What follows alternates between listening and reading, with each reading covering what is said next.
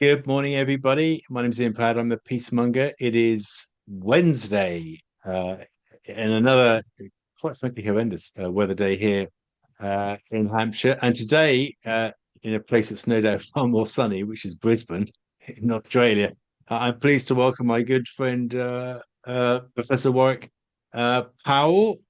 He's an active commentator on geoeconomics in particular, um, given his vantage point, from the Asia Pacific region. I actually was lucky enough to meet him in Budapest. He spotted me over breakfast and said, Are you Ian Proud?" And we've been friends ever since. He's a chairman of a group of companies called Smart Trade Networks. And he's also an adjunct professor at the Queensland University of Technology, where he offers advice on all range of kind of strategic issues there. Warwick, pleased to welcome you on the show, mate. It's great to see you again, Ian. So, I mean, everybody's at Davos. Apparently, Zelensky is saying he won't go to Davos unless people agree to give him money and weapons. That's the story of yesterday, but we're not going to focus on that today. All the focus is on Greenland and what's happening there. Yeah, what do you think the people in Beijing make of everything that's going on in the utter chaos that's going on in Europe right now? Um, Look, I think there's always mixed views because a complex world doesn't deliver a single unidimensional set of circumstances and possibilities. But I think one of the challenges that China sees in the world at the moment is the significant amount of disruption and flux. And if there's one thing that policymakers in Beijing like, it is actual stability and an ability to plan a pathway and navigate that with as minimal a set of disruptions and unknowns as possible. Obviously, I think clever people, and there are lots of clever people in Beijing, understand that there are always so-called black swan possibilities or grey rhino possibilities. But nonetheless, I think disruptions are seen as, broadly speaking, counterproductive. Uh, should there be ambitions around change, the objectives of the pursuit of those changes and reforms are done in ways that are a little bit more structured and a little bit more grounded in the sort of traditional crafts of statecraft.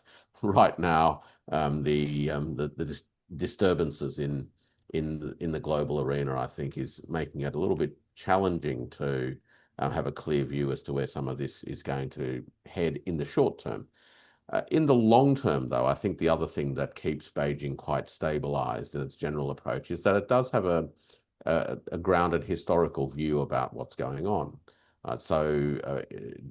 China tends not to be excessively reactive to the immediacy of particular events. It tends to have a very predictable set of responses as events unfold, in large part because obviously it's watching and waiting, but it also tends to situate all these events within a broader tapestry.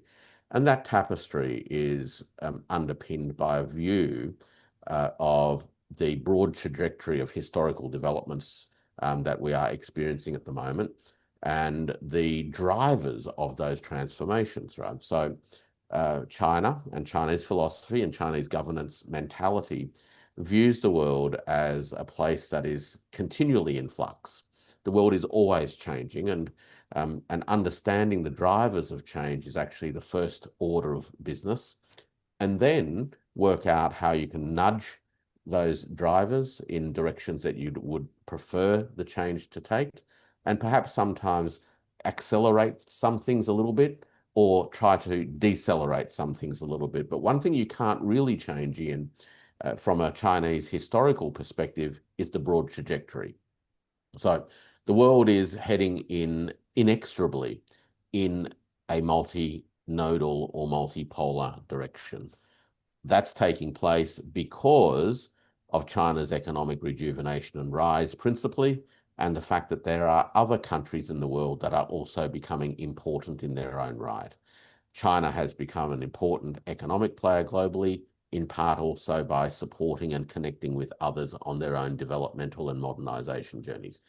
Because of those things, including China's working relationships with Russia, which are, of course, quite deep, there is a clear view that history is unfolding at the moment in a particular direction, and all this stuff is in part noise, right?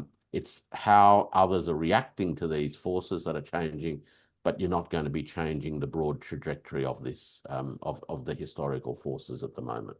So Yeah.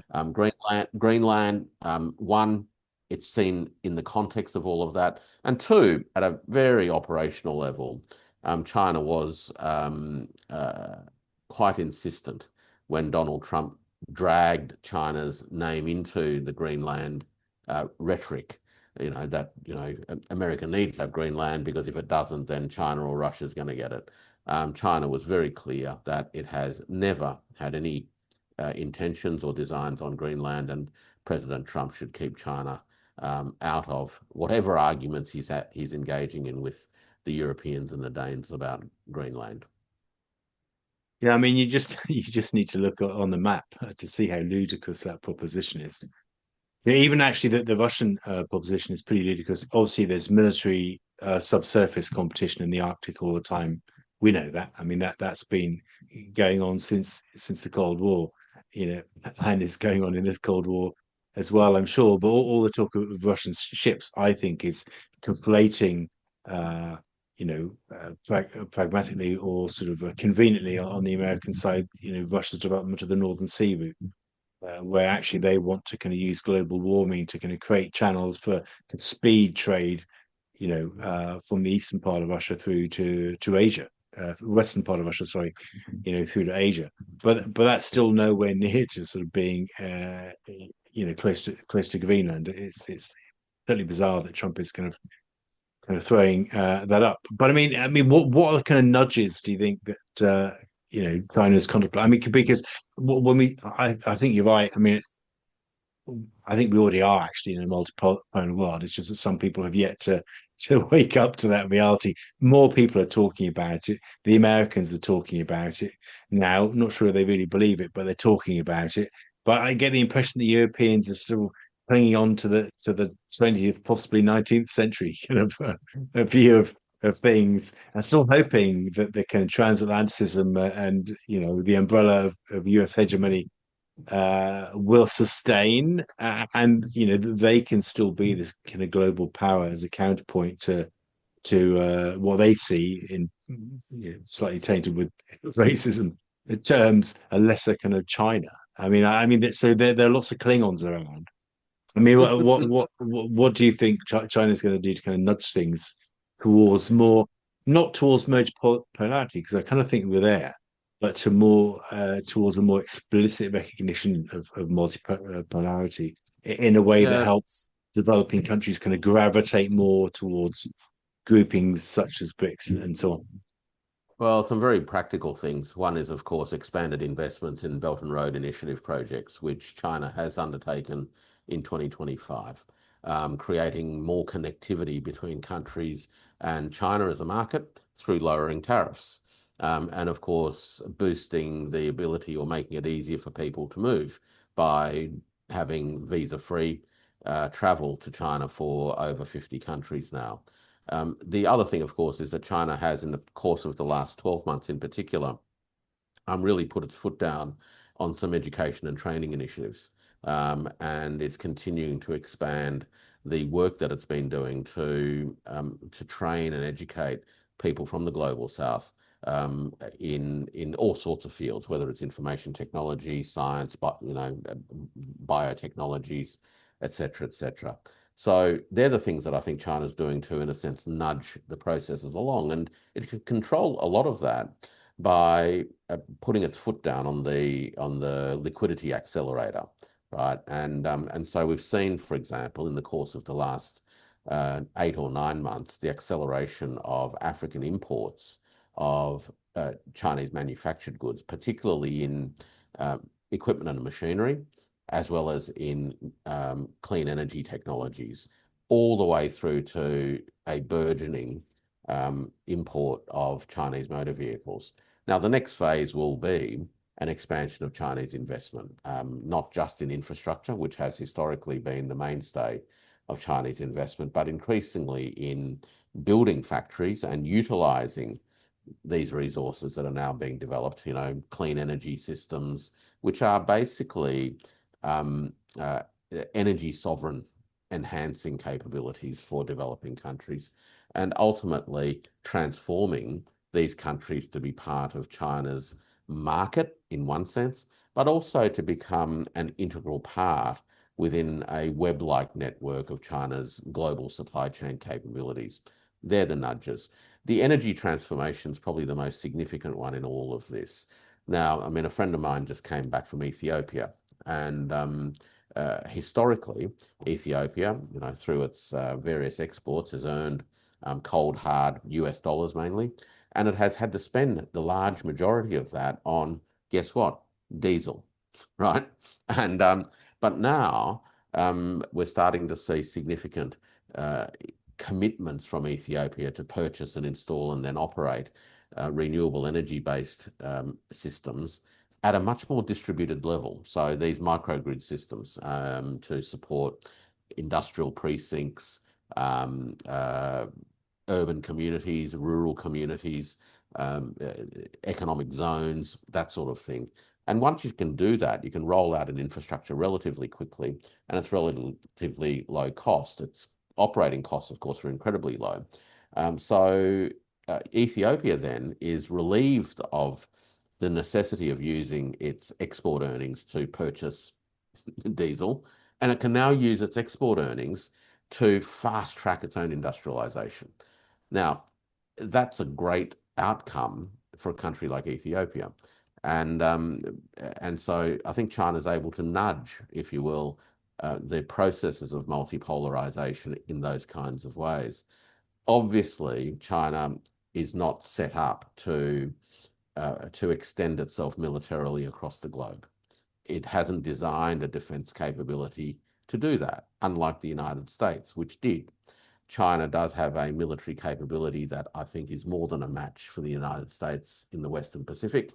And it certainly has the capacity to operate, in effect, at a peer-to-peer level, insofar as major power contests at a military level is concerned. And that, of course, comes with being one of a handful and a bit of nuclear powers in the world. But China's got some technologies that I think position it at a military level to more than adequately account for itself, and therefore, in effect, act as a strong deterrent to others. And I speak particularly of Chinese hypersonic technologies. Like the Russians, China has hypersonic technologies. The United States doesn't. And and that is a very significant asymmetry when it comes to the question of military power and reach. So what China doesn't have in terms of a blue navy to project power out, it certainly does have the capacity to reach continental North America in the event of a significant conflict. And by the way, I think because of that, we're not going to see a significant peer-to-peer conflict between China and America, notwithstanding the craziness of many people in Washington, to a point where some of them arguably have a death wish. The mutually assured destruction doctrine, nonetheless, does hold strong sway over people who are more responsible and sensible insofar as kicking off a direct peer-to-peer conflict with another nuclear power.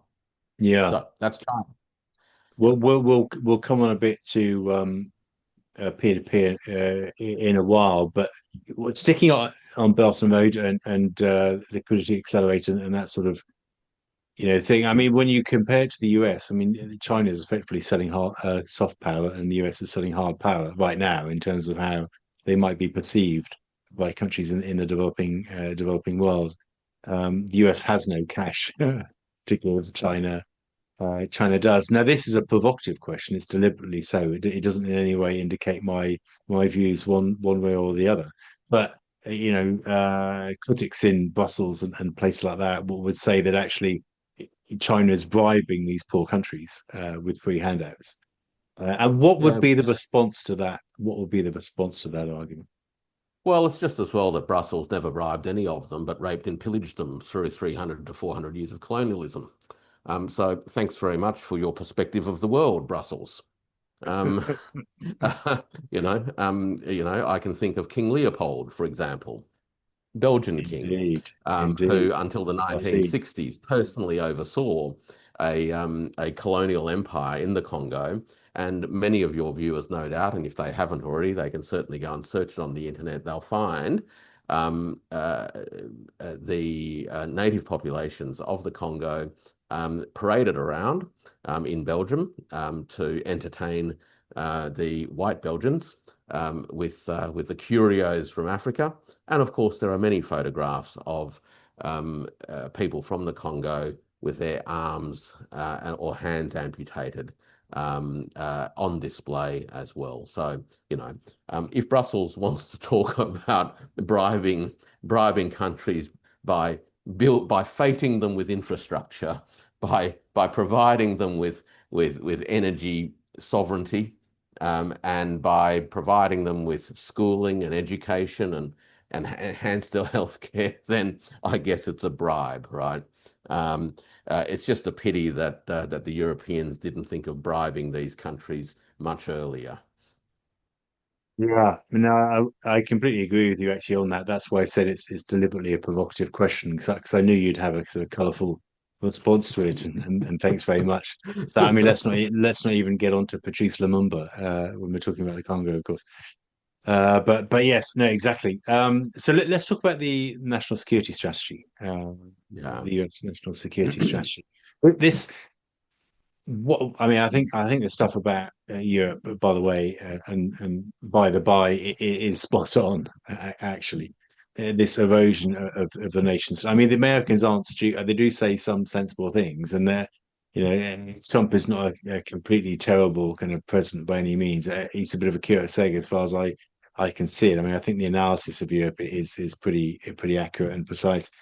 And it's what lots of people, particularly on the kind of nationalist sphere, if you want to call it nationalist, I mean, personally have troubles with that term because I personally think neoliberals are far more extremist than people who are called nationalists. But that's by the by. I mean, Mm. the big plank is on this creation of like the Donroe doctrine, and sort of, which we're seeing playing out for our eyes right now, over Greenland, and of course more recently in Venezuela with the kidnapping of the president of a sovereign nation. However hideous, some people may think, he is. But at the same time, like many of these written by committee strategy documents, there's a slight sense, I feel, of confusion in it.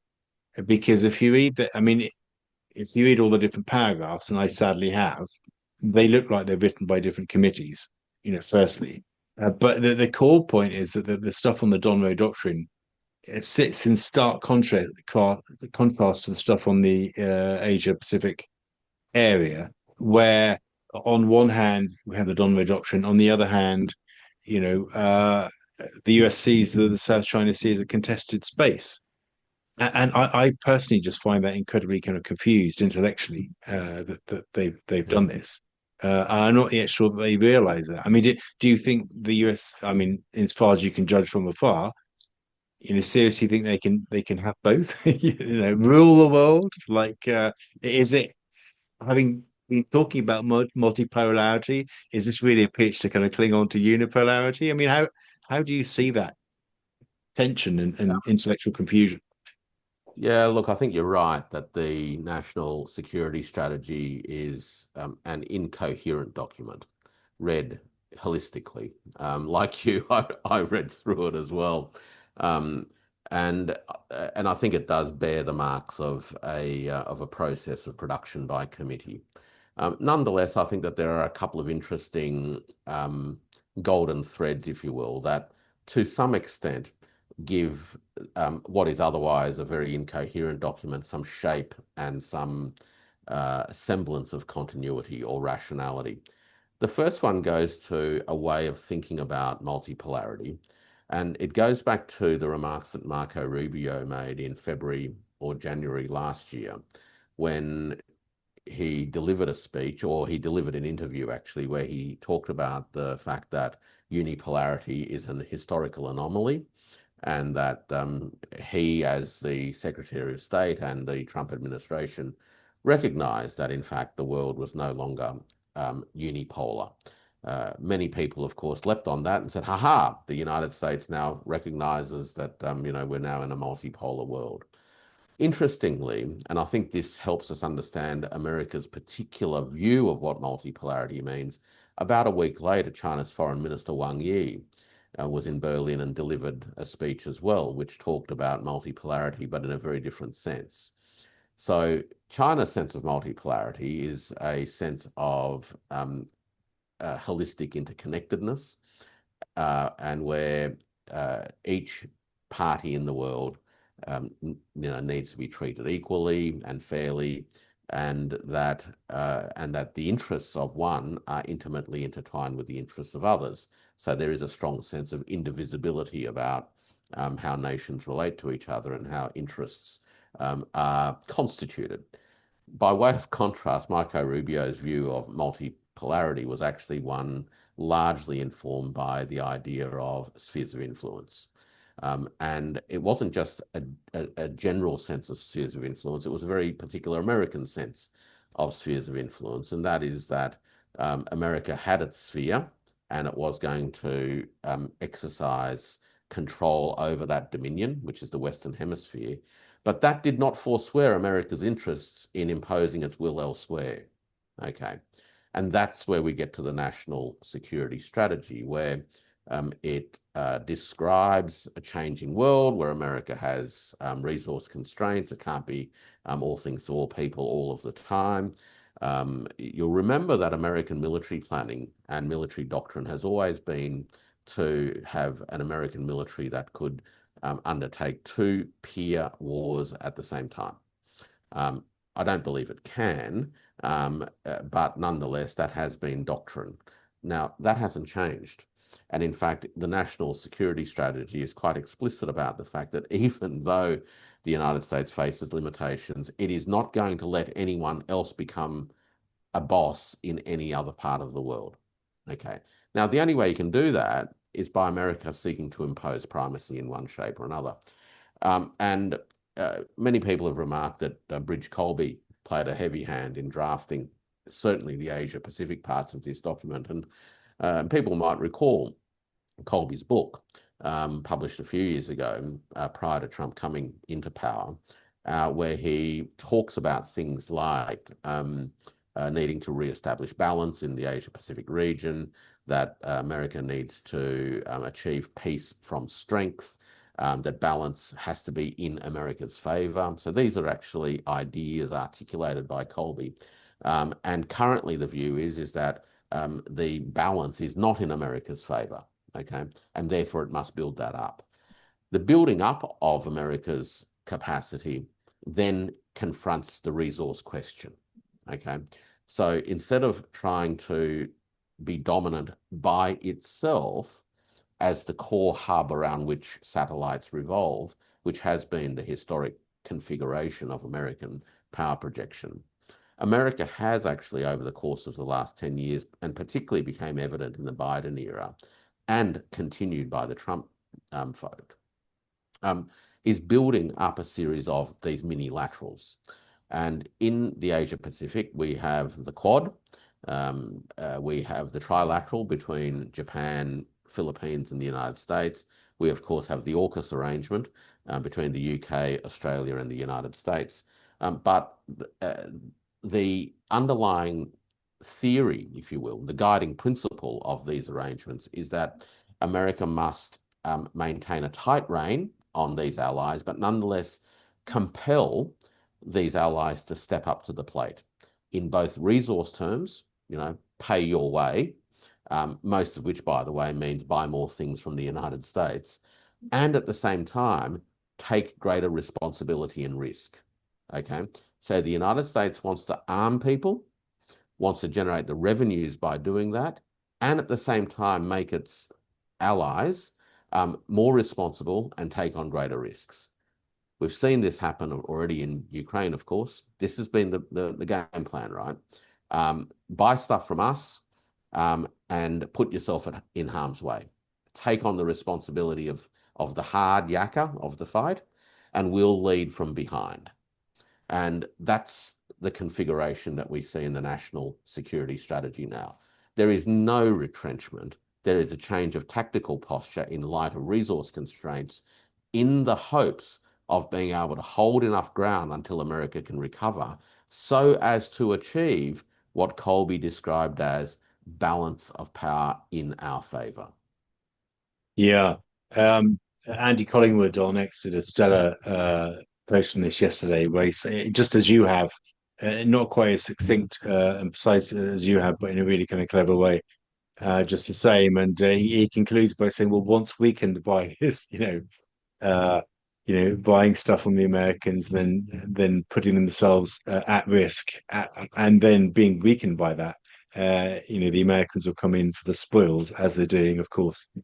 With Greenland. So in a way, I mean, what was really fascinating about what you said for me, as somebody who's lived in Asia before, I lived in Southeast Asia for 4.5 years, as you know, it Mm. is the very different philosophical underpinnings towards the political approaches of China and of the United States.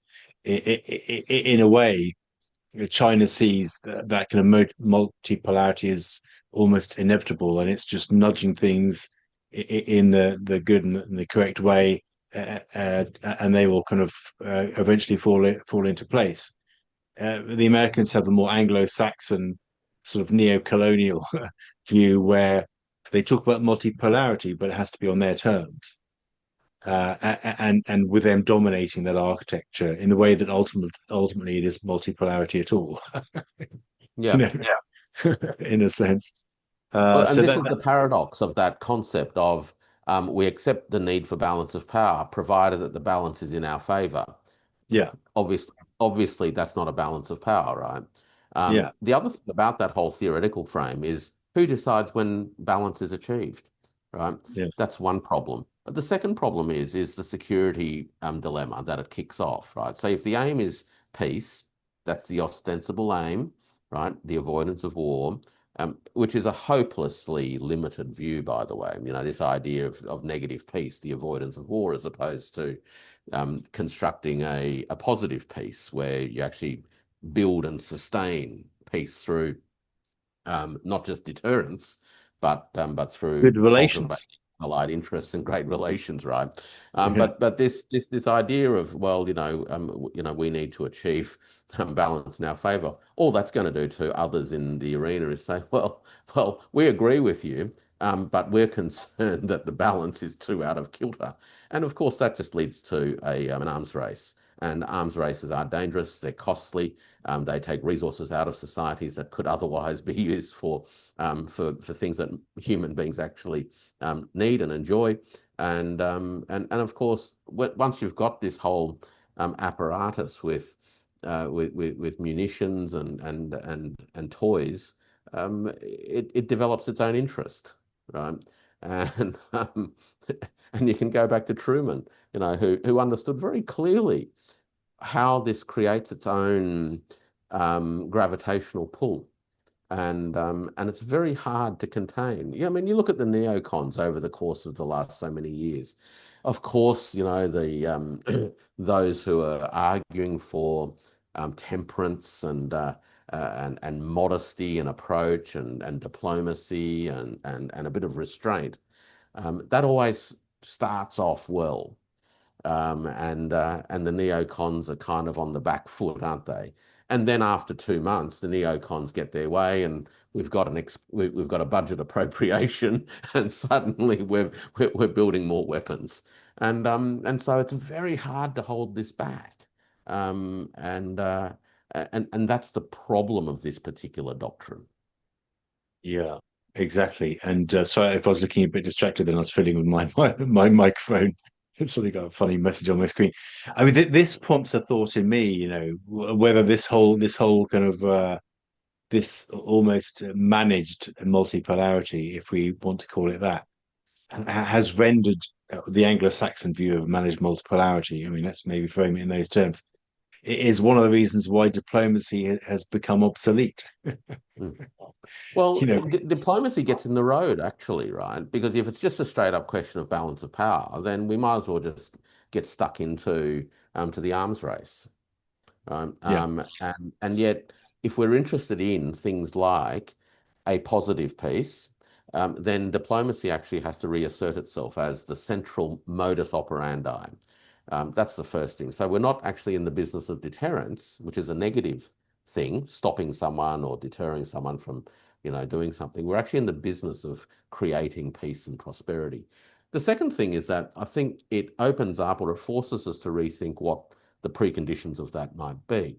And we understand actually in both an Eastern philosophical tradition as well as in a more conventional Western environment what those are, and that is some sense of indivisible security.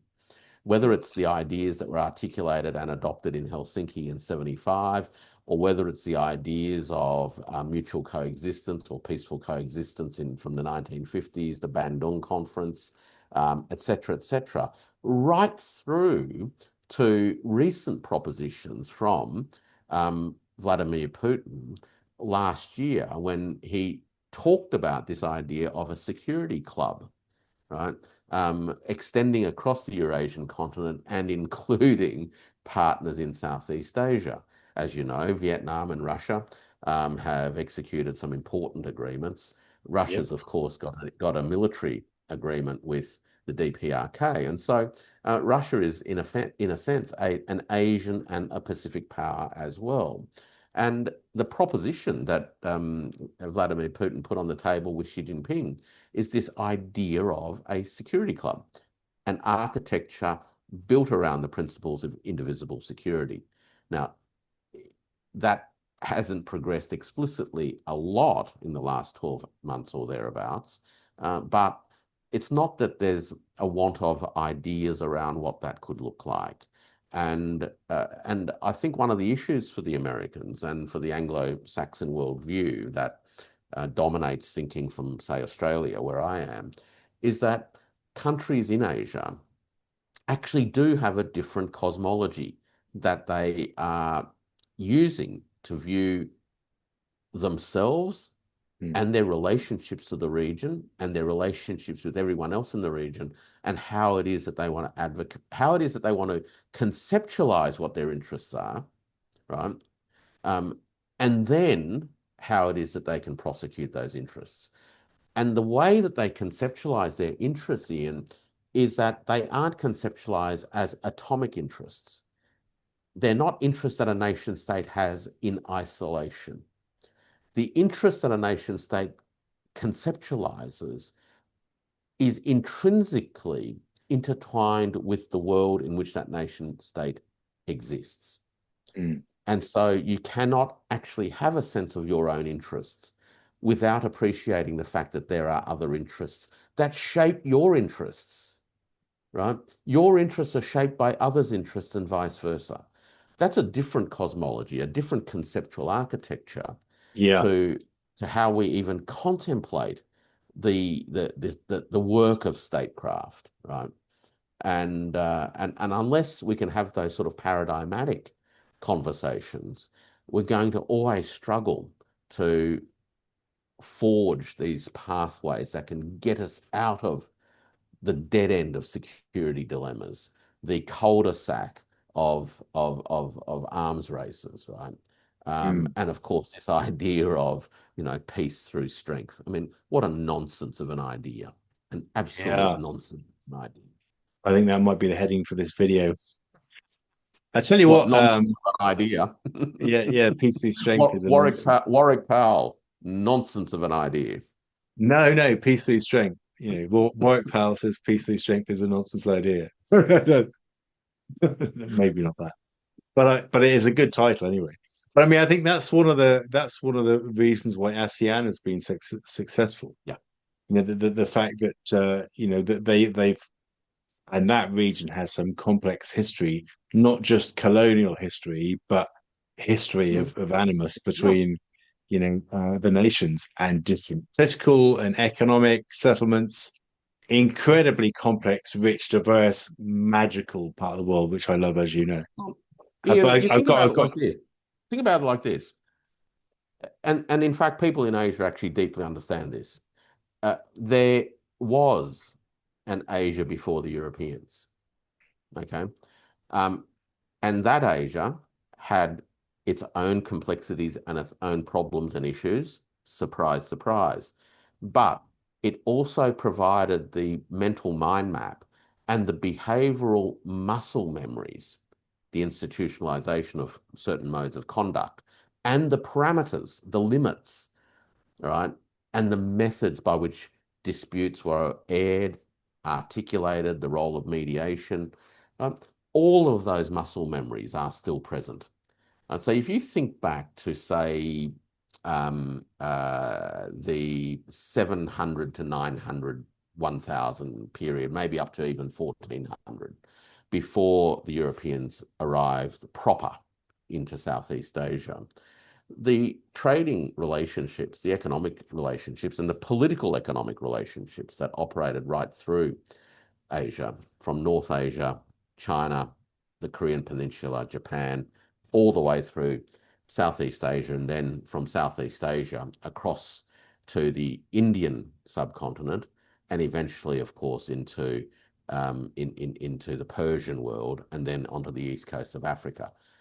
Those relationships um, were anchored by a whole series of kingdoms and city states that function as entrepôts, foundational physical landing points for trade, but those cities performed other functions. They were the loci of diplomatic settlement. So the sultans and others who ran these city-states understood that part of their role to maintain their own positions was to ensure that should disputes arise, they could be mediated and resolved. And they played a very strong role in ensuring that commercial interests could progress, and wherever there were other kinds of disputes, they got resolved. And the trade that happened between the worlds of Persia and the various nations, if you will, in what we call India today, and all the way through the the Malaysian archipelago, and then into Indonesia, the Philippines, all those islands in the Philippines. That was a continual process of flux, but within a format, if you will, where the participants actually understood how to push the boundaries a little bit at times, right? Nobody sat around not pushing the odd boundary, but they also understood the limits of what yeah, they could get away with.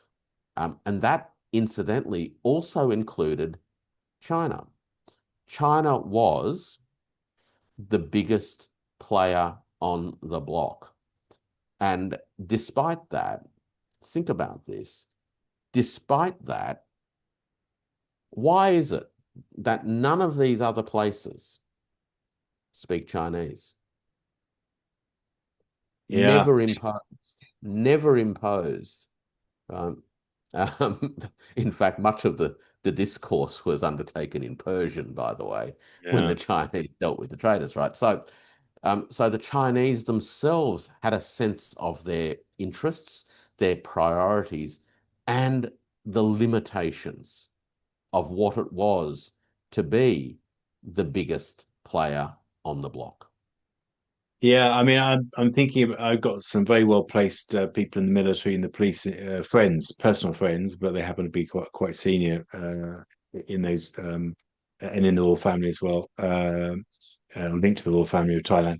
And the police and the military people tell me that the US-China competition in Thailand right now is so intense. And you look at what's happened on the Thai-Cambodian border, and of course, uh, brief look back in history, that the current sort of Thai-Cambodian border is largely a construct of the end of the Second World War, where a slightly punitive settlement was imposed on the Thais because they'd effectively let the Japanese occupy them without it officially being recognized as an occupation because they were in an alliance.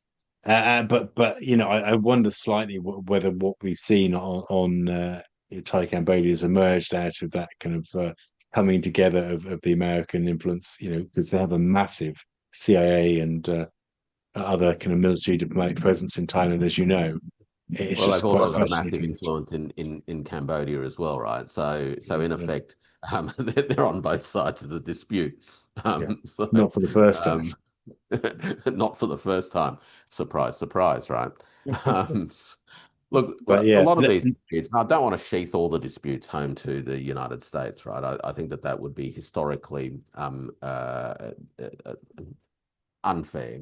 But nonetheless, the US does leave its mark in many places, many times, in terms of sowing seeds of conflict, in part because the United States historically has benefited from instabilities in places where it actually has influence on both sides of a dispute and can play those sides off. Right? So it yeah, always preserves its position by instigating and fomenting disputations, but at the same time being able to calm them down one way or another and keep both sides in check. Great for the US, probably not so good for locals. And so I think there are disputes across Southeast Asia in the post-war era, and of course the United States in the Philippines, at the beginning of last century. yeah, They, so the US has played a role. There is an argument, as I'm sure you know, in the literature, which also says that the United States has played a stabilizing role, and that may well be true, particularly during that era when other countries also had some concerns about the rampage of Soviet communism through Vietnam in particular, and then also the concerns around the Yellow Peril and the Chinese communists coming through as well, right? And there was, American aided and no doubt American fomented anti-communist movements across Southeast Asia, and perhaps in part because of America's presence there, it did limit the extent to which the Soviets were able to press through. Um, uh, I don't really think it had much to do with anything to do with China in the long run. In the years after the war, China had its own, uh, problems cut out for it. The United States was really using Although China. I'd raise a finger on Indonesia there, though, to be honest, and actually Malaya. But yeah, but let's not get into an argument about that. Well, yeah, look, I mean, look, they certainly, with the communist movements in those countries, had allied links to the Communist Party of China. There were certainly sympathies. So it was a very complex period, right? And the United States was in the mix. And as I said, look, there is a part of the literature which does say, look, the Americans did at moments in time also played a balancing role, if you will, that contained conflict, and that may well be true. But right now, I think the United States, as we were talking about the national security strategy, continues to see itself as having a genuine interest in Asia. Yeah, It talks explicitly about the first island chain. it Colby, in does. his work, It does. has often spoken about the rationale for why America has an interest in Asia. So the rationale basically is a two-step argument. Firstly, we can't afford China to become a regional hegemon. Step one.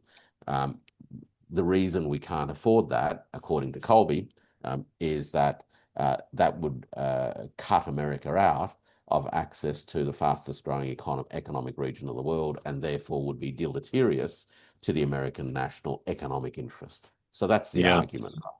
Um, Now, I'm gonna have uh, to wrap up, mate. But a couple of quick yeah, words on AUKUS. I mean, what what yeah, what yeah. what Look, are the Australians thinking? I mean, if you buy a nuclear submarine from Britain, you can be sure that it's going to cost 4 times as much and take 5 times as long as was promised. well, that's reassuring. Because at least it might get delivered, right? Um, Look, the AUKUS stuff, as you know, was signed off some years ago. It was a hurried decision. And in many regards, at the time, it was a bit of a lay down misere. The two sides of the political fence, so to speak, in the mainstream political environment in Australia, both got in behind it. I won't go into the details of exactly how that happened, but basically, the mainstream Australian political establishment got in behind AUKUS. The media has been in behind AUKUS. They drummed up China fear. Uh, that all started to fall apart over the course of the last few years, and has accelerated with the last 12 months, because the big question mark not only is whether or not strategically the nuclear submarines is the right thing for Australia to do. There's also the operational questions, not the money questions, but the operational ones, which is if we don't get them at any point in time, then what's the point of even having them as part of the strategic mix? And of course, it leaves open the question then of the abrogation of Australian sovereignty, because if Australia doesn't get them, the United States says, "Well, we've got them, and we're going to use your ports and bases to service them and run them out of." Right. So, with You Trump might you might you coming to might get them office, you might get them a few years after the war with China, which devastates your economy. well, and so Trump comes along. Prior to Trump version 2.0, there's already been concerns that the United States is increasingly unreliable for all sorts of American domestic reasons, right? Trump comes along, and it is quite clear that for whatever the reasons, the administration has amplified the extent to which it is an unreliable actor within the region, not just the region, but globally, and has turned the order, so to speak, on its head. And it's an order that Australia, much like Canada, has subscribed to and benefited from. So people have been rattled by Trump. On top of that, in the last 24 hours, we've had Mark Carney from Canada, which Australia, I think, sees itself as very much at a similar level: economic size, population, legacy of being part of the British Empire, alliance with the United States, etc., etc. Mark Carney turns up and says, "Look, actually, that whole global international order thing, well, look, it was great for us while it lasted." But it was actually a bit of a lie, and uh, and it's about time we called it out for what it was, which was a bit of BS and theatre, and really it's not sustainable, and in large part it's all over. In doing that, of course, he also called a lie on the emperor in Washington, and said, that emperor in Washington doesn't have any clothes on either. That's caused some mayhem in Australia in the last 24 hours, because Nah.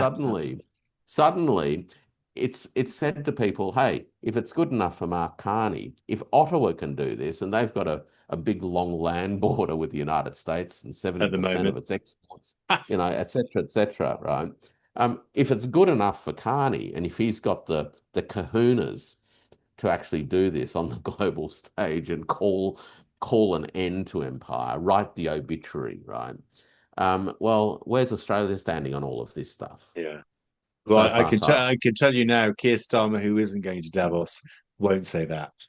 Hey, if I can make one absolute surefire well, promise, it's and no, and no, I've that got and that will provide some ballast for the Australian security or insecurity establishment, as I sometimes call them, to hold their ground. yeah, Carney can say what he wants, but we're with Starmer. So, yeah. Well, yeah, so I'm not, but with anybody. But I mean, let's do another deep dive on AUKUS at some point soon, because that was I don't yeah, have time for it today. I got to dash off to London. But that, as always, I always love talking to you. You're always so provoking and deep in your analysis, and also accurate. So, yeah, thank you so much, it's Warwick, been as great. always, and thank you people for watching today. Please do, as I just 2 weeks into my YouTube journey, continue to like and subscribe my work. It really helps me a lot to kind of keep the momentum going, to keep talking about peace, the need for greater mutual understanding between all nations, frankly, the need for diplomacy. Goodness me, where have all the diplomats gone? That's what I want to know. But in closing, I just want to say I wish you all peace. And Warwick, Professor Warwick Powell, thank you as always so much, mate, and hope to see you again, maybe in Budapest this year if we get invited back. Looking forward to it, Ian. May peace be Cheers, with mate. you. Cheers.